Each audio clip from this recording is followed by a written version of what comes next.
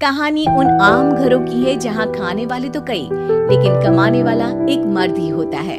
बावजूद इसके उससे उम्मीदें कम नहीं होती। देखिए जी, सामने वाले वर्मा जी कैसी अच्छी तरह से सफाई करते हैं छुट्टी वाले दिन अपने घर की, और एक आप हैं।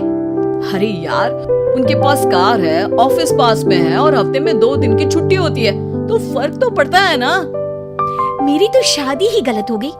अरे कोई मस्त लड़का मिलता, कमाता भी, घुमाता भी, घर के कामों में भी मदद करता, लेकिन नहीं जी, हमारे वाले को तो कमाने से फुर्सत ही नहीं, और कमाई भी ऐसी कि कोई जरूरत पूरी ही नहीं हो रही है। सुनील बेचारा शीना को देखकर सोचता है कि शीना सही कह रही है।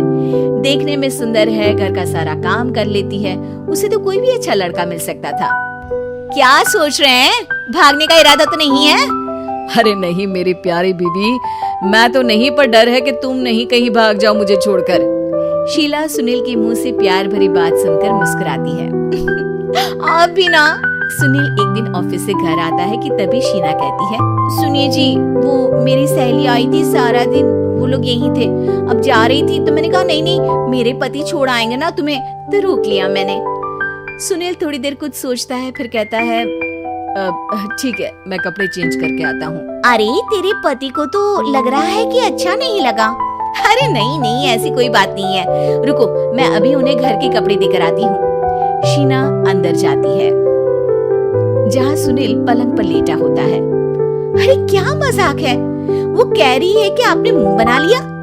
सही तो कह रही है, सुबह से अब ऑफिस से लौटा हूँ, एक कप चाय का तो पूछा नहीं, 20 किलोमीटर जाओ और आओ, और फिर कल उसी टाइम पर ऑफिस। अरे यार, मुझे गाड़ी चलानी आती ना तो बोलती भी नहीं आपको, और कौन सा रिक्शा खींच कर जाना है आपको।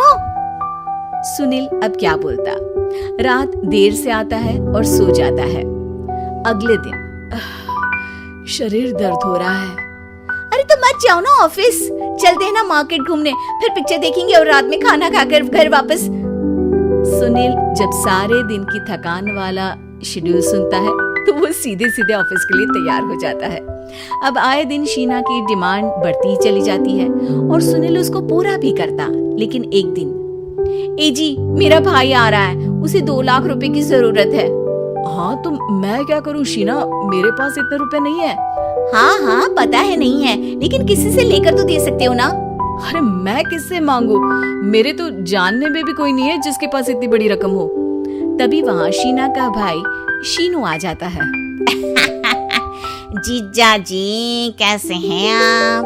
अब मैं ठीक हूँ शीनू, अचानक इतनी बड़ी रकम की जरूरत कैसे पड़ गई? अरे जीजा जी, वो बिजनेस शुरू किया ना, तो उसके लिए पैसे की जरूरत है, काफी हो चुका है, थोड़ा पैसा बचता है तो मैंने सोचा आपसे ले लूं। अब देखो, मेरे ऑफिस में कुछ लोग हैं जिनकी सेविंग अच्छी है, मैं उन लोगों से बात करके देखता हूँ। सुनील ऑफिस से किसी से पैसे लेकर शीना को दे देता है। शीना वो पैसा भाई को दे देती है। 2 महीने बाद, अरे यार शीना, वो ऑफिस वाला आदमी अपने पैसे मांग रहा है, कैसे दूं? अपने भाई से बोलो ना पैसे दे दे। अरे हाँ हाँ दे देगा, कहाँ भागा जा रहा है, आप उनको बोल दो कि दे देंगे। थोड़े दिन बाद, शीना, वो आदमी मुझसे आज भी पैसे मांग रहा था यार, मैं तंग आ गया हूँ, ऑफिस जाते ही सामने उसका चेहरा दिखता है, क्या बोलूं, बार बार पैसे मांगता है। अच्छा मैं शीनू को फोन लगाती हूँ, बात करके देखती हूँ। शीना भाई को फोन करती है, लेकिन वो फोन उठाता ही नहीं। लगता है भाई कहीं ऐसी जगह है जहाँ नेटवर्क की समस्या होगी। सुनील अगले दिन दोपहर को ही घर आ जाता है। उसका चेहरा उतरा और परेशान सा होता है, वो रोने लगता है। अरे क्या हुआ जी, आप इतना परेशान क्यों हैं? सब ठीक तो है ना? अरे नहीं शीना, कुछ ठीक नहीं है, मैं ठीक नहीं हूँ। तुम्हारे भाई के लिए मैंने जो पैसे लिए थे, उस आदमी ने आज भरे ऑफिस में सबके सामने मेरी बेइज्जती कर दी। सबके सामने आज मैं कर्जदार बनकर खड़ा था। मैंने हर वो प्रयास किया घर चलाने के लिए जो मैं कर सकता था, लेकिन अब नहीं होगा। वो फिर रोने लगता है। अरे आप तो औरतों की तरह रो रहे हैं, मर्द हैं आप। क्यों, आदमी के सीने में दिल नहीं होता, या फिर वो इंसान नहीं मशीन होता है? अरे मैं थक चुका हूँ शीना, तुम समझती क्यों नहीं? मैं भी शारीरिक और मानसिक रूप से थकता हूँ। मैं भी आराम करना चाहता हूँ, सुकून चाहता हूँ। मैं अब कुछ नहीं कर सकता। कुछ नहीं। वो बैठ जाता है। शीना पति को हैरान परेशान देखकर चुप हो जाती है। अगले दिन, सुनिए, ये लीजिए 2 लाख रुपए, उस आदमी को दे दीजिए और बोल दीजिए कि आज के बाद किसी को पैसे के लिए बेइज्जत ना करे।